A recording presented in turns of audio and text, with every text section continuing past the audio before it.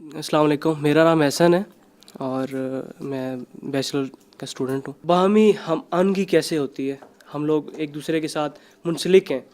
मैं यहाँ आया हूँ तो मेरे उस आने में मैं जिस ट्रांसपोर्ट पे आया हूँ, जो कन्वेंस मैंने जिस गाड़ी पे आया हूँ, तो उस गाड़ी से कितने लोग आगे जुड़े थे। आप लोग देख सकते हैं कि एक चीज़ हम लोग यूज़ करते हैं, लेकिन उसका यूज़ हम भी कर रहे हैं, लेकिन उसका बेनिफिट जो है वो बाकी लोगों को भी मिल रहा है। लाइक गाड़ी पे मैं आया यहाँ तक, कंडक्टर इन्वॉल्व था, ड्राइवर इन्वॉल्व था, जो रूट सेंटर में आए या जो जितने लोग बीच में आते हैं, हमने एक किराया दिया, किराए से आगे उन लोगों ने कंडक्टर को दिया, कंडक्टर ने आगे दिया। यानी कि हमारे उस एक 10 रुपये, 15 रुपये या 20 रुपये जितने भी हम लोगों ने किराया दिया, उस 20 रुपये से कितने लोगों का आगे एक दूसरे के साथ कंसर्न है। और इसके अलावा आप अगर एक एग्जांपल एक और ले लें कि आप अगर किसी होटल से, रेस्टोरेंट से या एक चाय का कप पीते हैं, तो वो सिर्फ एक चाय का कप आपने उस रेस्टोरेंट को नहीं दिया होता।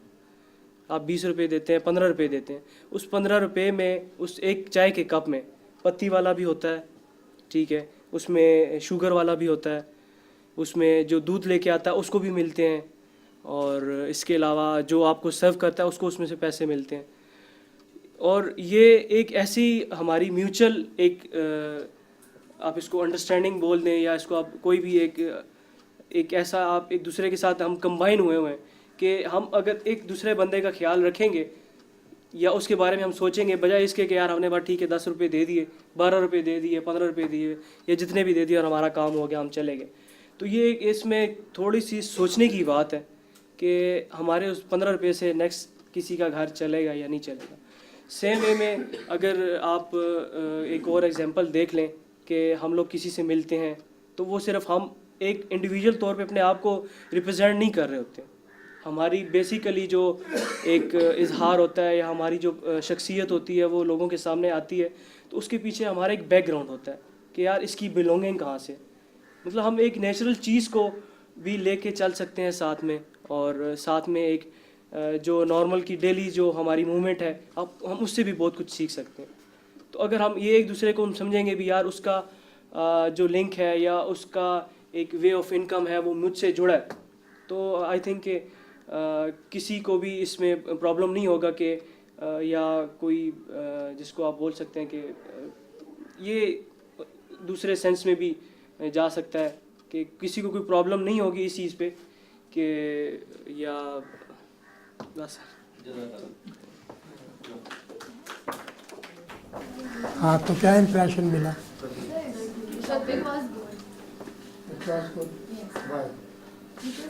बेशक वो लास्ट अपना एंड कन्वे नहीं कर सकते हैं, बट द थिंग कि हम अगर हम सवाब के हिसाब से भी देखा जाए तो हम सिर्फ एक पर्सन को दे रहे होते हैं, जबकि सत्या जारिया में और भी कितने लोग इसके अंदर शामिल हो रहे होते हैं।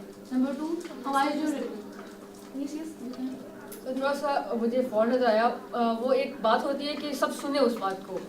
अगर आप एक कवि की कहानी 10 दफ़ा सुनाई है और 11वीं दफ़ा सुना रहे हो, फिर भी आप उसी इंटरेस्ट से सुनो, तो वो एक थोड़ा सा इसकी कमी थी। बाकी पॉइंट बहुत अच्छा था, मतलब वोकैबुलरी कम थी इसकी बात करने की, जो बहुत अल्फाज पेश कर रहे थे ना वो पूरी वोकैबुलरी। हाँ, मिसाल इन्होंने सही ली, मिसाल सही ली इन्होंने चाय खाने की।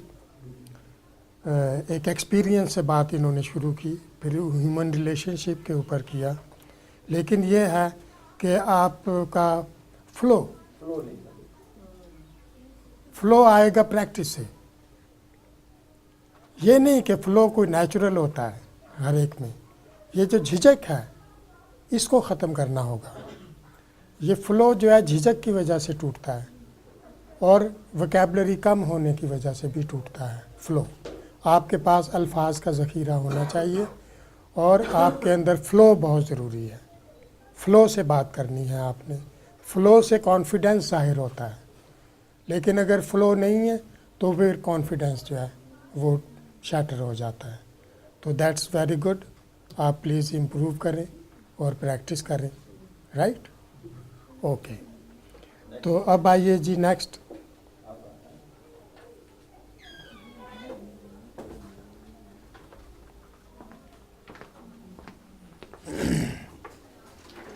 अस्सलाम वालेकुम जी, मेरा नाम अकरमा तैमूर है और जिस टॉपिक पर मैं बात करना चाह रहा हूँ, जो मैंने क्वेश्चन में भी बात की थी सर से कि लैंग्वेज का जो मसला आ रहा है, हमारी जो कम्युनिकेशन का मसला है, वो ये आ रहा है कि हमारे इस टाइम जो सिस्टम है, जो एजुकेशन सिस्टम है, वो दो तरह में तकसीम है। अमीर के लिए और सिस्टम है और गरीब के लिए दूसरा सिस्टम है।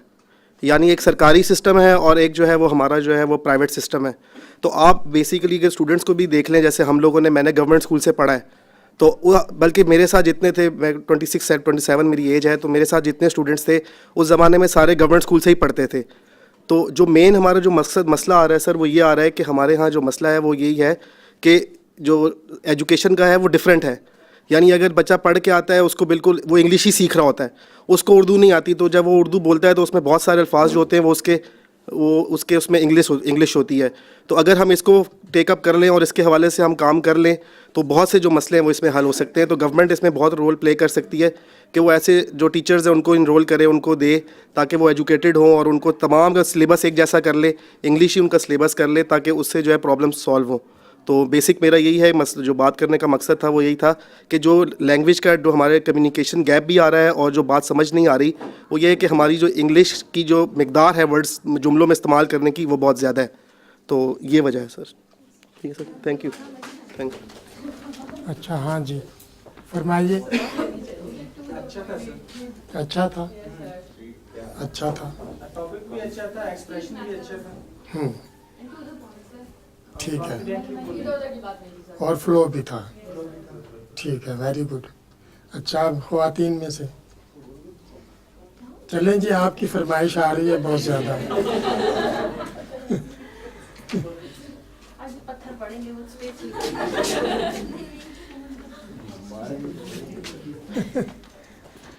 औज़ुबिल्लाहि मिनश्शैतानिर्रजीम, बिस्मिल्लाहिर्रहमानिर्रहीम। अस्सलाम वालेकुम, मेरा नाम बिल्किस है और मैं बड़े शौक़ और जज्बे से इस प्रोग्राम, इस वर्कशॉप में शिरकत करने के लिए आई हूँ और बहुत कुछ मैंने सीखा है और इंशाअल्लाह इसको मैं अपनी ज़िंदगी में जारी भी रखूँगी।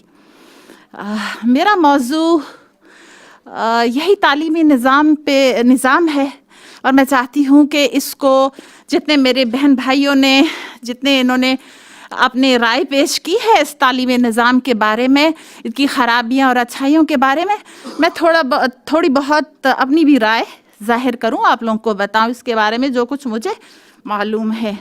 मसला चूँकि यह हमारा कौमी ज़बान उर्दू का है, तो उर्दू ज़बान जो है हमारे बरसग़ीर की ज़बान है और ये शहंशाह तुग़लक़ के ज़माने में राइज हुआ ये ज़बान, क्योंकि यहाँ पे बहुत सारे अक़वाम रहते थे बरसग़ीर हिंद में और हर इलाक़े के और लोगों के अपने अपने ज़बान बेशुमार बेतहाशा मुख्तलिफ़ लहजे के साथ ये लोग बोलते रहे। तो उन्हें एक ऐसा ज़बान दरकार था, ऐसी ज़बान उन्हें चाहिए थी जो इस बरसग़ीर को मुत्तहिद रख सके और जो उसकी मतलब मुत्तहिद रख सके। और इसलिए अहमद शाह तुग़लक़ ने ये ज़बान जो है राइज किया और इसमें ये ज़बान लिया गया है। तकरीबन इसमें उर्दू फ़ारसी के अल्फाज हैं, अरबी के अल्फाज हैं, तुर्की ज़बान के बहुत सारे अल्फाज हैं उर्दू ज़बान में। और इसको मिलाने के लिए जो ज़बान हम अल्फाज इस्तेमाल करते हैं वो हिंदी लफ्ज़ है, जैसे था, थी, का, की, ये लफ्ज़ दरअसल हिंदी लफ्ज़ है। तो इन सबको मिला के इन्होंने ये उर्दू ज़बान बना दिया और इसका जो तलफ़्फ़ुज़ जो है यकीनन हमको वैसे ही रखना चाहिए जैसे वो अक़वाम बोलते हैं। तुर्की में जो हम कहते हैं जी, तुर्की ज़बान में जिस तरह कहते हैं इंतकाम ये तुर्की लफ्ज़ है, तो हमें उसी तुर्की लहजे में ही इंतकाम को अदा करना है। और जो अरबी के अल्फाज है हमें अरबी अल्फाज लहजे में अदा करनी चाहिए और जो हिंदी है वो हमें हिंदी। तो लिहाजा इन सब को मिलाकर इन्होंने एक लश्करी ज़बान बना दिया। उर्दू का मतलब ही लश्करी, उर्दू बुनियादी तौर पर तुर्की लफ्ज़ है और इसका मतलब है लश्कर। लश्कर और लश्कर, तो ये लफ्ज़ जो है लश्करी की, लश्कर हमारे यहाँ के लश्कर के तौर पर लश्कर के लिए इस्तेमाल हुआ। जो तमाम अफवाज थे बर सग़ीर में, वो उनसे जो कबीले कौम से जो अफराद लिए गए उनको मुत्तहद रखने के लिए ये उर्दू ज़बान जो है राइज किया। और इसमें बहुत सारे ज़बान भी अल्फाज हैं।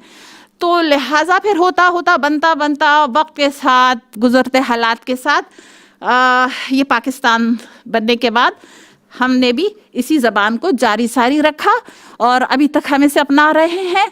और ये ज़बान हमें मुत्तहद रखने में बहुत ही मददगार साबित हो रहा है। और चूँकि हमारे भी जो जितनी कौमियत है ज़बानें हैं, वो मतलब कि वो हम सब नहीं बोल सकते, नहीं अदा कर सकते, और हम इसको एक ऐसा कौमी ज़बान नहीं रख सकते। तो लिहाजा उर्दू को हमने जारी सारी रखा है। तो अब मसला ये दरपेश है कि हमारे जितने इलाक़े हैं पाकिस्तान में, मशरक़ से मग़रिब तक, शुमाल से जनूब तक, तो वहाँ मुख्तलिफ़ ज़बानें बोली जाती हैं, मगर उर्दू को इन्होंने कौमी ज़बान और सरकारी की ज़बान के तौर पर इन्होंने बरकरार रखा हुआ है। तो अब चाहिए हमारे यहाँ तालीमी निज़ाम में, जो हमारे माशाअल्लाह जो हमारे तालीमी निज़ाम को चला रहे हैं, तो जैसे बोर्ड बना हुआ है, एजुकेशन बोर्ड है, तालीमी बोर्ड है, इनमें जो काबिल और लायक अफराद हैं, तो उनको चाहिए ज़बान को उसी शक्ल में, उसी तरह जैसा ये ज़बान शुरू हुआ है उसी तरह राइज रखे, लागू रखे, उसको उसी तरह चलाए, ना कि इसमें तजर्बे करते रहे मज़ीद। जैसे अंग्रेज़ी मिला दिया इसमें, अब फ़्रांसीसी ज़बान भी यहाँ हमारे स्कूल और कॉलेज में पढ़ाई जाती है, अब फ़्रांसी ज़बान भी आप इसमें उर्दू में शामिल कर लेंगे। तो अब चीनी ज़बान भी यहाँ करीब पढ़ाई जाएगी हमारी रिफार यूनिवर्सिटी में, तो फिर हम चीनी को भी शामिल कर देंगे उर्दू ज़बान में। तो आप ख़ुद सोचिए, जो 3-4 ज़बानों का एक मजमुआ उर्दू है, इसमें आप कितने अल्फाज ज़बान शामिल करना चाहेंगे? ये तो बहुत ही मुश्किल पेश आएगी आप लोग सबके साथ, बहुत मुश्किलात का सामना हमें करना पड़ेगा मुस्तक़बिल में। तो लिहाजा जैसा ये ज़बान, इसको वैसे रहने दीजिए और इसकी इज़्ज़त कीजिए, इसकी हौसला अफजाई कीजिए, उसके बोलने वालों की हौसला अफजाई कीजिए और इसको बरकरार रखिए और इसे मतलब तोड़िए मत, इसको ख़राब मत करिए और इसको मिलावट से दूर रखिए ज़बान को। तो बस मेरी आप सबसे यही गुजारिश है और उम्मीद है आप लोग कुछ सोचेंगे समझेंगे इस खूबसूरत ज़बान के बारे में। शुक्रिया जी। उर्दू को तदरीसी ज़ुबान बनाने के लिए इन्होंने ज़ोर दिया, राइट। तो हमें उर्दू की हिस्ट्री में जाने की ज़रूरत नहीं है, we come directly to the problem. हाँ, it can be a talk कि भाई उर्दू की तारीख़ के बारे में बिल्किस साहिबा के जो ख़यालात हैं, आइए हम आपको वो ख़यालात पेश करते हैं। और इनका ताल्लुक़ दरअसल एक पठान कबीले से है। तो इनकी जो तज़कीर व तानीस है वो हम एक्सेप्ट कर लेंगे, क्योंकि एवरी पठान की तज़कीर व तानीस ऐसी ही होती है जैसे कि इनकी थी। लेकिन हम कह दें ताकि हमारा लिसनर जो है वो स्माइल ना दे, ठीक है, हम कह दें इंट्रोडक्शन में। हाँ, अगर ये इंटरव्यू होता, जैसे मैडम बिल्किस हैं, तो मैं सुनती कि मैडम के अपने व्यूज क्या हैं, she belongs to Pakhtun family, but Urdu में इनकी क्या इंटरेस्ट है, इन्होंने क्या किया। अगर ये इंटरव्यू होता तो मैं सुनती, बट अगर जिस तरह हम लोग एक दूसरे कम्युनिकेट कर रहे हैं, हम एक टॉपिक लेके आ रहे हैं, suddenly I switch off. yes, it was not a conversation, well said, it was a talk, and it was a talk of an expert कि जो लैंग्वेज की हिस्ट्री के बारे में जिसकी के काफ़ी स्टडी है, जिसका के काफ़ी मुतालिया है, तो वो अगर उर्दू की हिस्ट्री के बारे में हमें अपग्रेड करना चाहता है तो वो हम इनकी बात सुने। इसलिए it was a talk, it was a talk, it was not anchoring. Anchoring में ये है कि हमें एक एक्चुअली लिसनर से बात करनी होती है, हमने सपोज़ करना होता है कि हमारे सामने लिसनर है। दूसरी बात यह है, एक चीज़ आप हमेशा याद रखें कि चाहे आपको 10 लाख लोग सुन रहे हों, और ये मुमकिन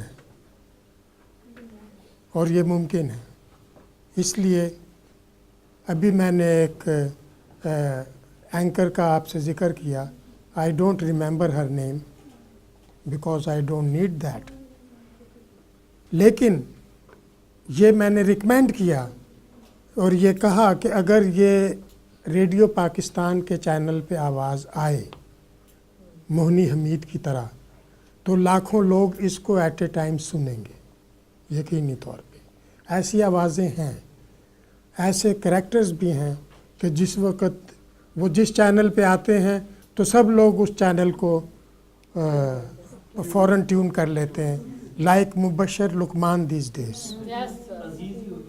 राइट। तो ऐसे कॉम्पियर भी हैं जिनको के लोग इतना सुनते हैं। तो लर्न फ्रॉम लुकमान कि वो किस तरह से आपको एब्जॉर्ब करता है।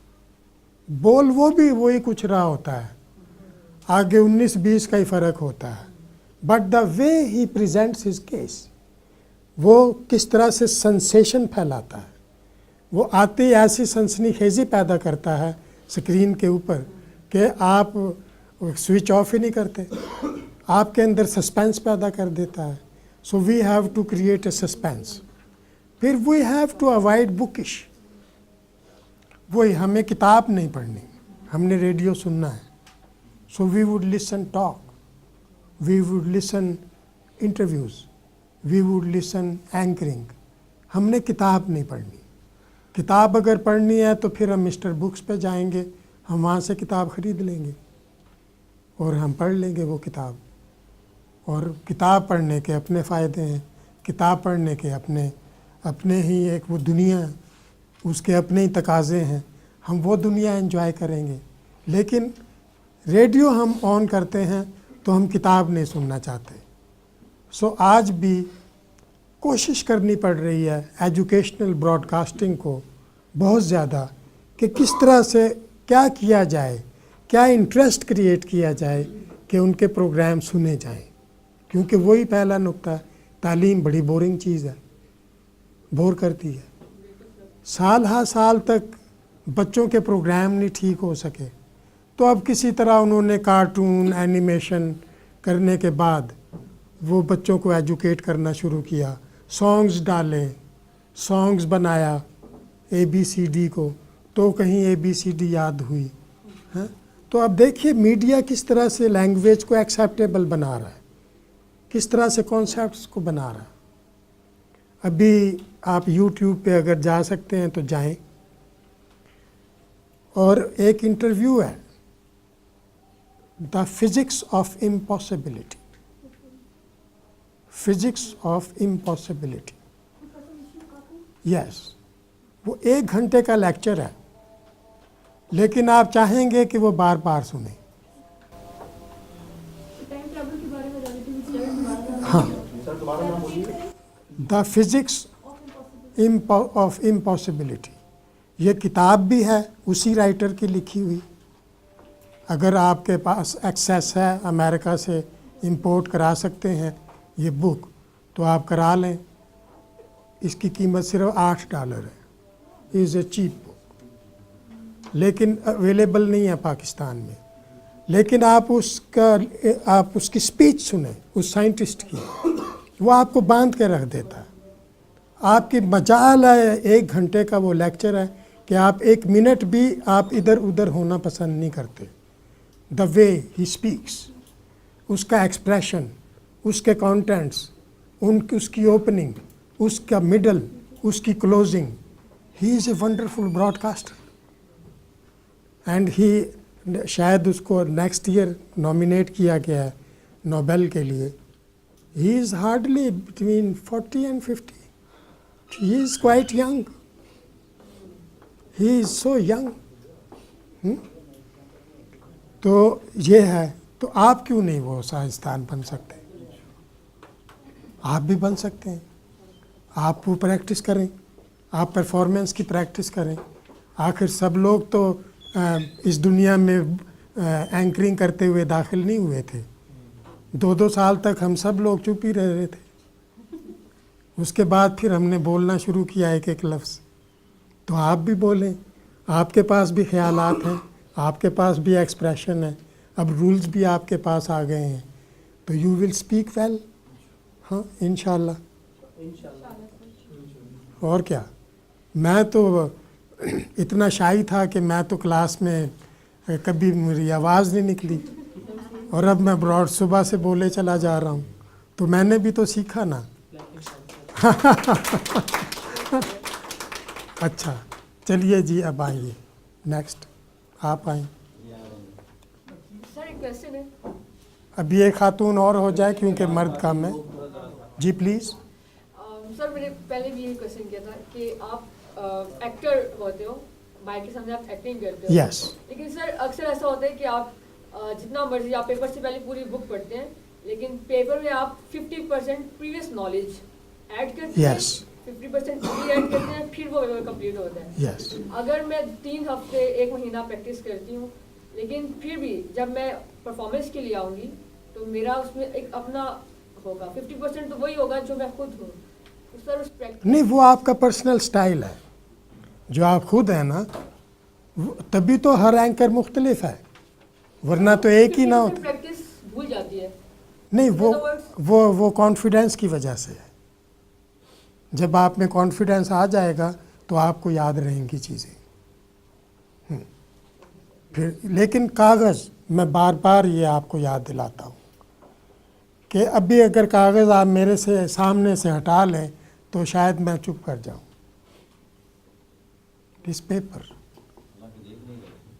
Paper no, nothing is written on that.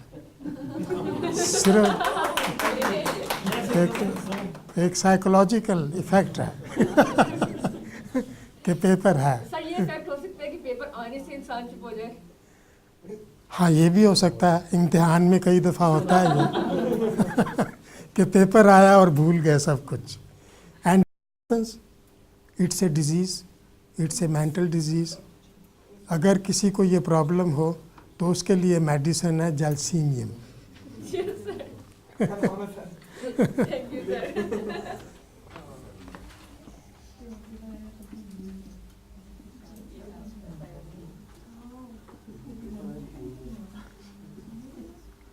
Gelsemium 30 homeopathic medicine.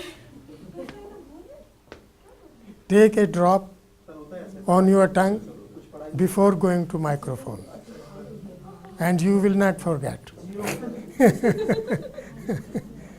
तो ये सारी बूटियाँ हैं। ठीक है। अच्छा जी, अब जी आप आना चाह रही हैं, आइए जी।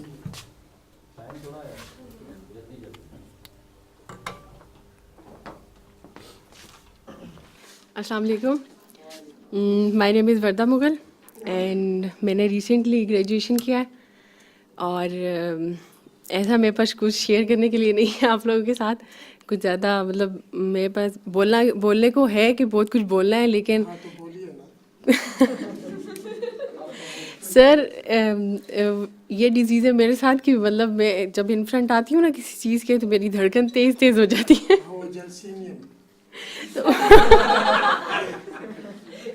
उसकी मेडिसिन सजेस्ट कर दे मुझे। ये यही वाली? अच्छा, बस मुख्तसर मैं आप लोगों से ये बात कहना चाहूँगी कि मैंने जो अभी तक अपनी लाइफ में जो कुछ देखा है ना, जो कुछ मतलब यहाँ तक मैं पहुँची हूँ, ये मैं आप लोगों के साथ शेयर करना चाहूँगी कि satisfaction is the death of success. कि आप लोग कहीं पे भी पहुँच जाएं तो सेटिस्फाई ना हो खुद से, कुछ और करने की कोशिश करें, और कुछ करने की कोशिश करें, और इससे आपको बहुत कुछ सीखने को मिलेगा, बहुत कुछ करने को मिलेगा, और बहुत कुछ नए एक्सपीरियंसेस मिलेंगे आपको लाइफ में। तो आपको मतलब रोज़ लगेगा कि कोई एक नया दिन है, आपके लिए नया दिन है। तो बस यही। आपने क्या सीखा अभी तक? आपने ग्रेजुएशन की है, आपने क्या सीख लिया?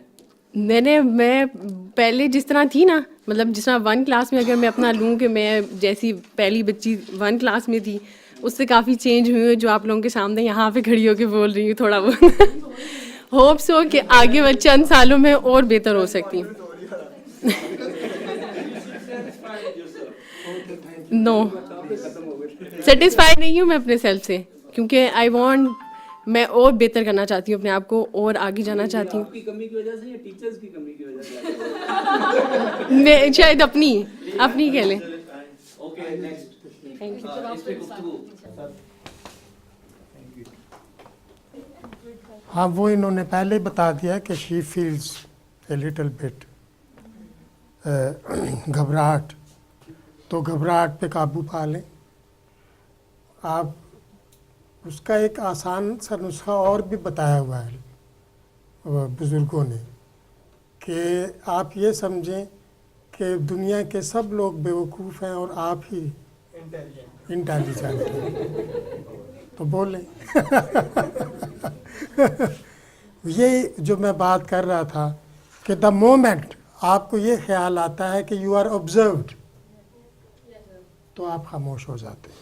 ये आम जिंदगी में भी है कि आप जा रहे हैं, अच्छा अगर आपको ये है ना कि यार यहाँ कैमरे लगे हुए हैं, तो आपकी चाल ही बदल जाएगी।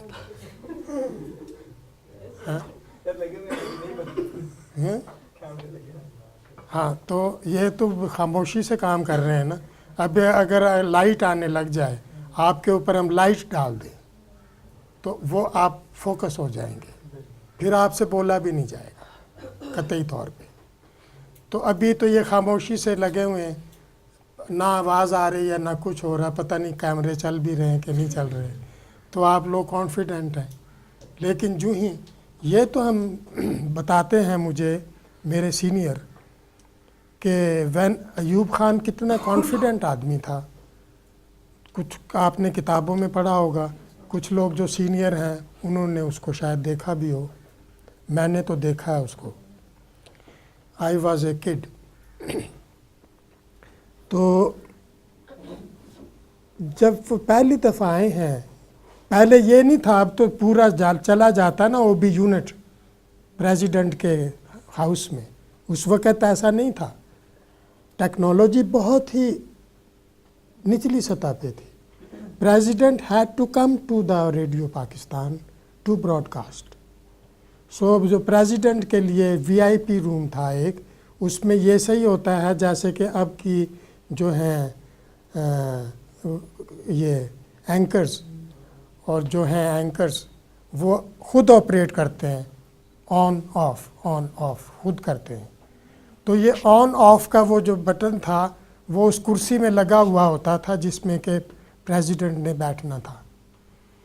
तो व्हेन प्रेसिडेंट को बिठाया गया, वो इसलिए होता है कि अगर खांसी आ जाए वीआईपी को तो वो ऑफ़ करके खांस ले और फिर ऑन कर दे, उसका मकसद ये होता है। और ऑन भी उसने करना होता है, ऑफ़ भी उसने। तो मुझे वो उस इंजीनियर ने बताया जो कि ख़ुद उस वक़्त मौजूद था प्रेसिडेंट की स्पीच को ऑन एयर करने के लिए, जो उसकी पहली स्पीच थी जब उसने टेक ओवर करने के बाद की। उसने कहा कि जिस वक़्त मैंने बताया उसको कि सर ये ऑन है और ये ऑफ़ है, हैं, तो अभी ये ऑफ़ है, जब हम आपको इशारा करेंगे तो आपने इसको ऑन करना है और उसके बाद आपने बोलना शुरू करना है। तो जिस वक़्त मैंने इशारा किया तो उसने ऑन नहीं किया, अभी ऑफ़ ही था, तो his hand was shivering. So it is but natural, but we have to overcome. Fear की एक और मेडिसिन भी आपको बता देता हूँ, उसका नाम है एकोनाइट 200।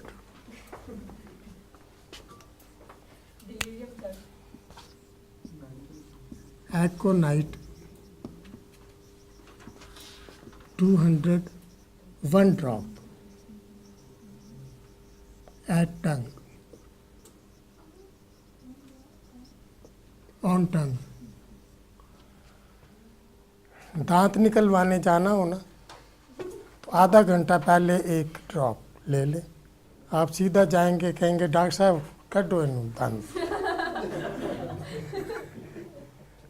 कहीं ब्रॉडकास्टिंग करने जाना, आपने कहना है यार इंजीनियर यार ये माइक ठीक नहीं है, माइक तो चेंज करो ज़रा, और तुम इधर करो, कागज़ किधर है, लाओ भाई, टक टक टक टक टक बोलना शुरू। Right, this is another medicine to overcome fear. fear of all types. Homeopathy. Fear of all types. शायद सर छिपकली का डर भी चला देगा, लिजर्ड का डर, हाँ हाँ बिल्कुल, ह्यूमन स्नेक का डर, फियर ऑफ ऑल काइंड, उसके लिए कोई और दवाई है।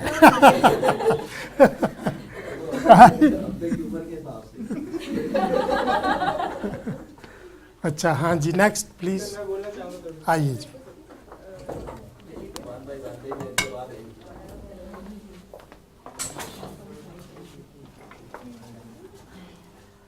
अस्सलाम वालेकुम, मेरा नाम रफ़ीउद्दीन है और प्रोफेशनली मैंने आपको तारुफ में बताया था कि मैं एक आर्टिस्ट हूँ। मैंने ना 16 जमात तक तालीम हासिल की, एम ए सियासियात किया और इसमें मैंने 10वीं क्लास से बाकायदा तौर पे दो कौमी नज़रिया मैं 16वीं जमात तक मुसलसल पढ़ता गया हूँ कि ये हिंदुस्तान हमने अंग्रेज़ों के दौर में जब ये मुत्तहिद था तो हमने क्यों अलहदा किया कि हम दो कौमों की बुनियाद पे हम कहते थे हम हिंदुओं से जुदा हैं, हम इनके साथ रह नहीं सकते। और हमारे कायदीन ने इस पे बड़े 14 नुकात तहरीर किए और बड़ी तफसील लिखी कि हम मुसलमान जो है ना महज एक मज़हब नहीं है, हम एक इज़म है, हमारा लाइफस्टाइल है, हम दूसरों से मुख्तलिफ हैं, नज़रिया हमारा मुख्तलिफ है। आज 60-65 साल गुजरने के बाद मैं सोचने पे मजबूर हूँ कि आज हमारे साथ कौन सी दूसरी कौम आबाद है कि हम एक दूसरे के साथ रहने पे आमादा नहीं हैं। 60-65 साल गुजर गए और आज पाकिस्तान दोबारा से टूटने के दहाने पे पहुंचा हुआ है। कर्फ्यू लग जाता है, कोई भी मजहबी त्यौहार आता है, हम ऐसे लगता है तलवारों के साए में नमाजें अदा कर रहे हैं। यहाँ पे तो कोई हिंदू आबाद नहीं, कोई सिख आबाद नहीं, कोई ईसाई नहीं, 99% के करीब तकरीबन मुसलमान हैं यहाँ और हम एक दूसरे को जीने का हक नहीं दे रहे। हमारे यही शहर, इसी शहर में मैं रहता हूँ, यहाँ पे अभी 2-3 दिन पहले क्या सूरत हाल रही कोई बताने की ज़रूरत नहीं है, बार बार दोहराने की ज़रूरत नहीं है। तो मैं सोचता हूँ कि हम पढ़ा लिखा तबका आज उसी लाइन पे सोचता है, उसी लाइन पे अमल करता है जो नफ़रतों की लाइन नहीं मालूम किसने अपने मफादात को फ़रोग देने के लिए फैलाई है। और आज हम में से जो पढ़ा लिखा तबका है वो ख़ुद उस पर आंखें बंद करके ऐसी अमल पैरा हो जाता है। मैंने अपने बहुत सारे साथियों को ऐसी गुफ्तगू करते हुए सुना है, मुझे हैरत होती है कि ये बाकी एजुकेटेड हैं या इन्होंने अपने महज साल ज़ाया किए हैं, तालीमी वसाइल ज़ाया किए हैं जो इस कौम ने मुश्किल से बड़ी कंजूसी से इस कौम को दे रखे हैं 2-3% के हिसाब से। तो मैं ये देख रहा हूँ कि पाकिस्तान की जो सूरत हाल है, जो मैंने थोड़ा बहुत पढ़ा, जो मैंने कुछ मेरे इल्म में है, यूरोप जो था जब ये मज़हब से बेगाना हुआ, जब मशीनरी इनकलाब आया, मशीनी इनकलाब जिसे कहा जाता है, उससे पहले यहाँ पे मज़हब की सूरत हाल कुछ ऐसी ही थी जैसी सूरत हाल से आज हम गुजर रहे हैं।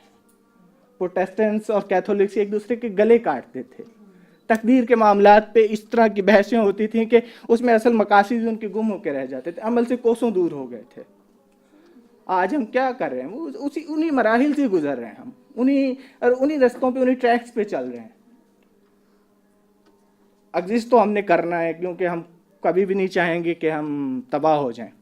तो मुझे तो इसकी सूरत हाल ये नज़र आती है कि जो मौजूदा सूरत हाल चल रही है मज़हब के हवाले से, हमारे रुझानात जो चल रहे हैं, इसमें 2 तरह के मामलात होंगे अगर हमने एग्जिस्ट करना है। या तो हम मज़हब को इनफरादी तौर पे अपनाना होगा हमें, और अगर हमें इसे वाकई अपना सरकारी मज़हब करार देना है तो मजहबी मामलात को, मसाजिद को, इमाम बारगाहों को, जो भी मजहबी इदारे हैं, इनको सरकारी तहवील में देना होगा।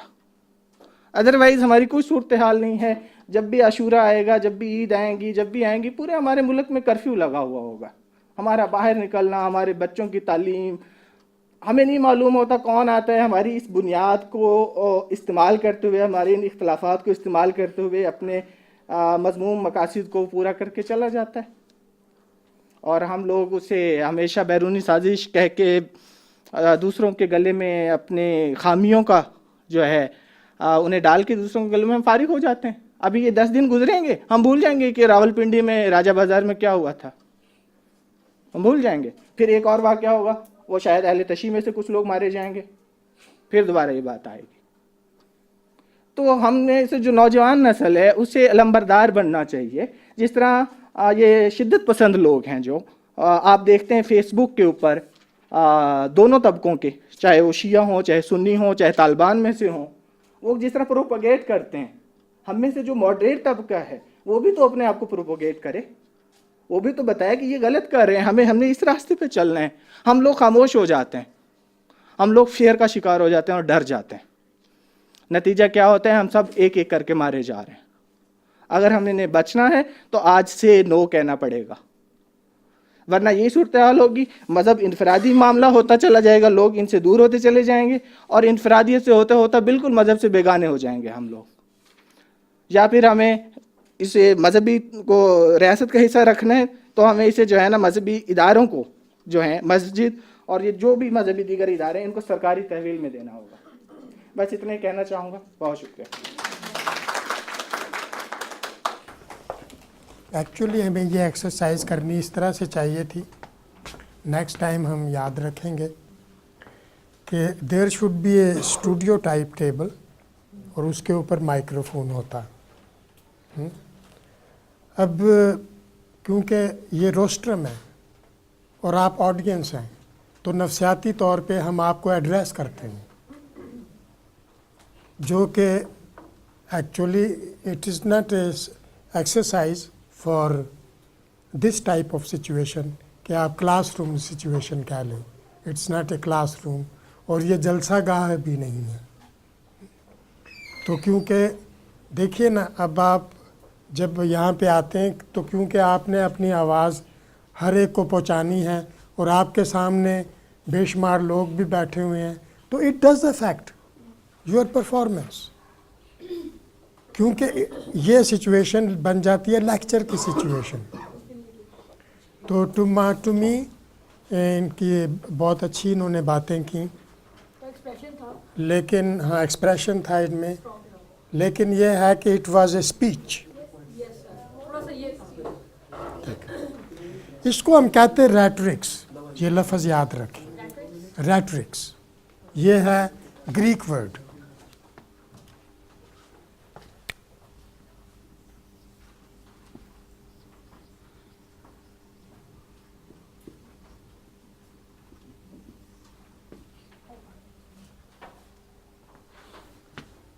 अवॉइड रेटरिक्स, क्योंकि रेटरिक्स क्या है? It's a one way traffic. Pakistan किसने बनाया था? जी कायदे आज़म मोहम्मद अली जिन्ना ने। पाकिस्तान को कौन लूट रहा है? फौजी सरमायादार और राइट, ये पॉलिटिशियंस। जो पॉलिटिशियंस हैं दे यूज़ रेटरिक्स, दे यूज़ कॉन्सेप्ट्स। जैसे आप आजकल जो नंबर 1 स्पीकर जा रहा है दुनिया में वो ओबामा साहब हैं। Yes, sir. His speech is very interesting. He is a very good performer. All rhetorics. He will talk about equality. He will talk about peace. He would talk about freedom. All concepts. He speaks concepts, abstractions. Abstraction, but very flowery language and with pauses and with graces and with stresses. He provide ornaments to his speech. तो रेटरिक्स इसको हम कहते हैं क्योंकि ये क्या थे? ये यूनान से लफ्ज़ शुरू हुआ। तो वो देखे ना बैनहर, यूनानी किंग, तो वो यूज़ करते थे रेटरिक्स। आप पुरानी फ़िलॉसफी पढ़ें, डायलॉग ऑफ प्लेटो पढ़ें, उस पे किस तरह से वो बोलते हैं, rhetorics, they are rhetorics. So this is a Greek word rhetorics. So we should avoid rhetorics. हमने आना डाउन टू अर्थ, हमने आम आदमी की बात करनी है, आम आदमी की बात करनी है और आम आदमी से बात करनी है। So we should not use rhetorics, we should avoid rhetorics. तो हमें कॉन्सेप्ट्स में बातें नहीं करनी कतई तौर पे, और अपनी राय नहीं देनी सर। और अपनी राय, और don't use any concept and you will speak beautiful. आप देखें कि आप घरों में भी सबसे नाकाबिले बर्दाश्त वो बूढ़ा होता है जो हर वक्त कॉन्सेप्ट बोलता है। हाँ, और लोग उसकी बात जो है ना बस सुनते हैं और बस भागने की करते हैं। हाँ? क्योंकि पीपल डोंट वांट रेटरिक्स। लेकिन सर मैथ में तो कॉन्सेप्ट होते हैं, मुआफिक में भी लोगों को नहीं, वो क्लासरूम सिचुएशन है। कॉन्सेप्ट तो आपने सीखने हैं ही। हम बात कर रहे हैं परफॉर्मेंस की, ठीक है ना। हम मैथमेटिक्स की बात नहीं कर रहे। We are talking about broadcasting. हाँ, तो we should avoid rhetorics, right? That's it. बिस्मिल्लाहिर्रहमानिर्रहीम। मेरा नाम अतीक मलिक है। मैं कॉमसेट्स यूनिवर्सिटी में इंजीनियरिंग का स्टूडेंट हूँ। मेरा आज का जो टॉपिक है वो है रीन्यूएबल एनर्जी रिसोर्सेज। वक्त की किल्लत की वजह से मैं इसको थोड़ा सा समराइज़ करूँगा। इसमें मैं 2 एग्जांपल्स आपको देना चाहूँगा रीन्यूएबल एनर्जी रिसोर्सेज में, एक सोलर एनर्जी और दूसरा विंड एनर्जी। मेरा इस टॉपिक का मकसद ये है कि मैं आप लोगों की तवज्जो इस तरफ लाऊं कि हम अपने रीन्यूएबल एनर्जी रिसोर्सेज को इस्तेमाल में लाते हुए हम किस तरह अपने इस बिजली के बहरान को ख़त्म कर सकते हैं, बजाय हम इसके कि हुकूमत को ब्लेम करते रहें कि हमारी हुकूमत ऐसी है, इस गवर्नमेंट ने ये एक्शन नहीं लिया, बिजली हमें बंद कर दी, हमें लोड शेडिंग रहती है। इस चीज़ को ख़त्म करने के लिए हमें चाहिए कि हम अपने रीन्यूएबल एनर्जी रिसोर्सेज को इस्तेमाल में लाएँ और उनसे हम बिजली पैदा करें। अगर हम सोलर सेल की ही बात करें तो सोलर सेल जो हमारे पास होते हैं, सोलर सेल की अगर हम बात करें तो हम सोलर सेल में हम सूरज से एनर्जी हासिल करते हैं। सूरज जब हमारे सोलर सेल पर पड़ता है तो उससे वो हम इलेक्ट्रिसिटी में चेंज होता है और उस इलेक्ट्रिसिटी को हम अपने इस्तेमाल में ला सकते हैं। तो आप ये देखें कि पाकिस्तान के अंदर, इस खित्ते के अंदर तकरीबन 8 महीने तक सख्त गर्मी का सीज़न रहता है। तो उस सूरत हाल के अंदर हम गर्मी के सीज़न में सोलर एनर्जी से बिजली पैदा कर सकते हैं। तो क्यों हम डैम्स की तरफ जाएँ, क्यों हम पानी को रोना रोएँ कि हमें पानी नहीं मिल रहा। दूसरी अगर हम बात करें विंड एनर्जी की, विंड मिल्स आप इंस्टॉल करें बहुत सी जगहों पर जो कि आपके साहिली इलाके हैं जहाँ पर हवा बहुत तेज़ चलती है। तो अगर हम वहाँ पर विंड मिल्स जो बड़े पंखे होते हैं जो घूमते हैं और उससे वो इलेक्ट्रिसिटी बनाते हैं, अगर हम वो अपने पाकिस्तान में कोस्टल एरियाज़ में जहाँ पर हवा बहुत तेज़ चलती है, हम वहाँ पर अगर उन विंड मिल्स को इंस्टॉल कर दें तो हम उससे काफ़ी हद तक बिजली बना सकते हैं और हम इस चीज़ को बहुत कम कर सकते हैं कि हम पानी से ही बिजली हासिल करें। हमारे पास और भी बहुत से एनर्जी के रिसोर्सेज हैं जिससे हम बिजली पैदा कर सकते हैं। तो मेरा ये पॉइंट ऑफ व्यू है कि हम रीन्यूएबल एनर्जी रिसोर्सेज को बहुत ज़्यादा प्रमोट करें और उनसे हम बिजली पैदा करें। फिर हम हुकूमत को ब्लेम करते हैं कि हुकूमत हमारी जो है वो एक्शन नहीं ले रही, वो डैम नहीं बना रही, वो पानी से मतलब जो बिजली हासिल करनी चाहिए वो नहीं प्रॉपर तरीके से हासिल कर रही। तो हम क्या कर रहे हैं? मैं अगर एक इंजीनियरिंग का स्टूडेंट हूँ, मुझे मेरे टीचर ने बताया है कि सोलर सेल ऐसे बनता है या विंड मिल ऐसे लगाई जाती है, तो मैं क्या कर रहा हूँ? मैं क्यों नहीं लगा रहा? मुझे क्या तकलीफ़ है कि मैं हुकूमत को बस ब्लेम किए जा रहा हूँ और मैं कुछ नहीं कर रहा। अगर मेरे पास कॉन्सेप्ट है, अगर मेरे पास एक आइडिया है, तो फिर मैं आवाज़ उठा सकता हूँ कि मुझे फ़ंड दो। फिर मैं गवर्नमेंट को कह सकता हूँ कि मुझे फ़ंड दो ताकि मैं सोलर सेल इंस्टॉल कर सकूँ, मैं विंड मिल इंस्टॉल कर सकूँ, मैं उससे बिजली बना सकूँ। तब मेरा राइट है हुकूमत को ब्लेम करने का। तो ये मेरा आज का पॉइंट था कि आप रीन्यूएबल एनर्जी रिसोर्सेज को ज़्यादा से ज़्यादा तवज्जो में लाएं, उससे हम एनर्जी हासिल करें, उससे इलेक्ट्रिसिटी बनाएं ताकि हम इस बिजली के बहरान का जो रोना रो रहे हैं इससे हम छुटकारा हासिल कर सकें। Thank you so much.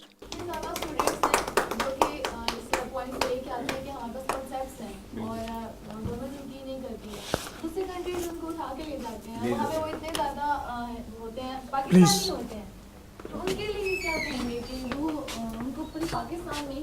भेजिए, बैठिए। नहीं, मैं देता हूँ जवाब। वो इतराज़ है उनका। ये क्यों इनके जहन में पैदा हुआ सवाल देखें, ये खुद आपने पैदा किया। Because you were defending whom? The power. ठीक है, पावर स्ट्रक्चर को आप डिफेंड कर रहे हैं। पीपल जो हैं they are against power structure. So जब आप पावर स्ट्रक्चर को डिफेंड करेंगे तो लातादाद ऐसे तमाम लोग आपसे सवाल पूछेंगे, आप अनवाय करेंगे। लिस्नर, मैं उनके अगेंस्ट नहीं हूँ, मैं उनकी पॉइंट को अप्रिशिएट कर रही हूँ कि पहले आप अपने से स्टार्ट करें। नहीं, उनकी स्पीच ख़त्म हो गई है। सर मैं ये आप चलिए आपसे हाँ जब इतने ज़्यादा स्टूडेंट होते हैं जिनके पास कॉन्सेप्ट होते हैं, तो गवर्नमेंट उनको नहीं करती है, अफोर्ड नहीं करती है, फिर उनको सर तो क्या करें? सर मैं आंसर करना चाहता हूँ कि मैं खुद भी आजकल स्कॉलरशिप की अप्लाई कर रहा हूँ अमेरिका के लिए, क्यों? क्योंकि मेरी यूनिवर्सिटी या मेरे जो पाकिस्तानी यूनिवर्सिटीज़ हैं वो मेरे को फंड प्रोवाइड नहीं करती हमारे प्रॉपर। नो नो, मैं एज ए ब्रॉडकास्टर आपको, अभी ये बहस नहीं है, परफॉर्मेंस पे है। हाँ, आपकी एंकरिंग ख़त्म हो गई है। अब बाद में ये नहीं है कि आप फ़ोन कर रहे हैं, उसका फ़ोन आया तो आप अलग जाके सेल फ़ोन पे उसको जवाब दे रहे हैं, राइट? मैं आपको एक और पॉइंट अप्रिशिएट कराना चाह रहा हूँ, वो ये है कि पावर को डिफेंड करने से पहले 100 दफ़ा सोचें, क्योंकि जो आप बोल रहे हैं ये किसी सेक्रेटरी को बोलना चाहिए, वो पावर को रिप्रेजेंट कर रहा है। You are not represent. अगर एक सेक्रेटरी बोलेगा ना, मैं उसको सुनूंगा, क्योंकि पावर स्ट्रक्चर को डिफेंड कर रहा है ना, इट इज़ हिज ड्यूटी। लेकिन आप हमेशा याद रखें कि थ्रू आउट हिस्ट्री, 1000 years की हिस्ट्री में पावर एंड पीपल, इसके दरमियान सेग्रीगेशन है। किसी भी दौर को उठा के देख लें कि people were against power, so when you speak for power तो यू लूज योर लिसनर्स। आप देखो ना कि क्या वो टेलीविज़न चैनल आप ऑन करते हैं जिसकी जो कि डिफेंड कर रहे होते हैं गवर्नमेंट को या को, यू डोंट। आप वो चैनल ऑन करते हैं जिनके ऊपर क्रिटिसिज्म हो रहा होता है, आप वो करते हैं चैनल ऑन। क्यों? You are from the people. तो broadcasting is broadcasting for the people, not for the power. Actually, you are criticizing people. So when you are criticizing people, तो people will react. तो sir उसमें जो students हैं उनको motivate करने का क्या अंदाज? मैं एक्चुअली उनको मोटिवेट करना चाह रहा हूँ कि आप अपना जो नॉलेज है, आप हुकूमत की बात ही ना करें, आप डायरेक्ट अपने टॉपिक पे आएँ कि आजकल बिजली का शदीद बहरान है और हुकूमत तो नाकाम हो ही चुकी है। वो कहेगा यार ये कोई मेरी बात कर रहा है कि हुकूमत तो नाकाम हो चुकी है, लेकिन अब अवाम को ये तमाम मामलात ख़ुद ही अपने हाथों में लेने होंगे, जैसे फ़लाँ मुल्क में लिए लोगों ने अपने हाथों में और अपनी तकदीर बदली। तो मैं आज आपको बताऊंगा कि हम अपनी इंडिविजुअल कैपेसिटी में रहते हुए हम किस तरह से अपने इस मसले को हल कर सकते हैं। ठीक है? सो ही विल लिसन। हाँ प्लीज़। हम अपने कॉन्सेप्ट को पर्सन, जैसे कि आप कह रहे हैं कि शेयर नहीं कर सकते हैं बीइंग एंकर, अगर हमारे पास इस तरह के कॉन्सेप्ट है जैसे हम स्टूडेंट्स में शेयर करना चाह रहे हैं, तो हमें उनका पार्ट बनना पड़ेगा, ना कि उनको ना किसी के नाम से बोलना पड़ेगा। हाँ कि मुझे किसी ने बताया, अपना पर्सनल बोलना। हाँ किसी ने ये मुझे बताया है, आपका ही सोचा वो आप नहीं हुआ है, लेकिन किसी और ने आपको बताया हो, और किसी ने तो बताया, ठीक है ना? हाँ तो ये ट्रिक है, ये कुछ ट्रिक्स जो हैं वो यूज़ करनी पड़ती हैं।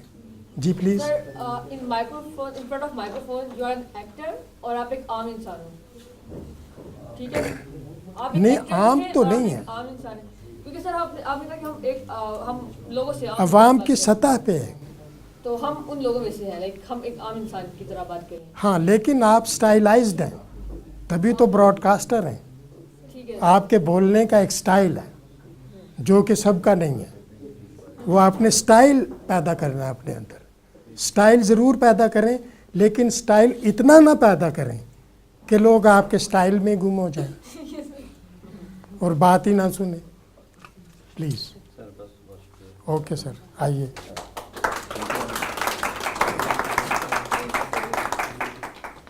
मैं ज़ाती तौर पर फ़हीम जोई साहब का नहायत ममनून हूँ कि उन्होंने अपने कीमती वक्त से आज का दिन हमारे लिए मखसूस किया, मख्तस किया, और आप लोगों का भी कि जिस सब्र व तहम्मुल का मुज़ाहरा किया।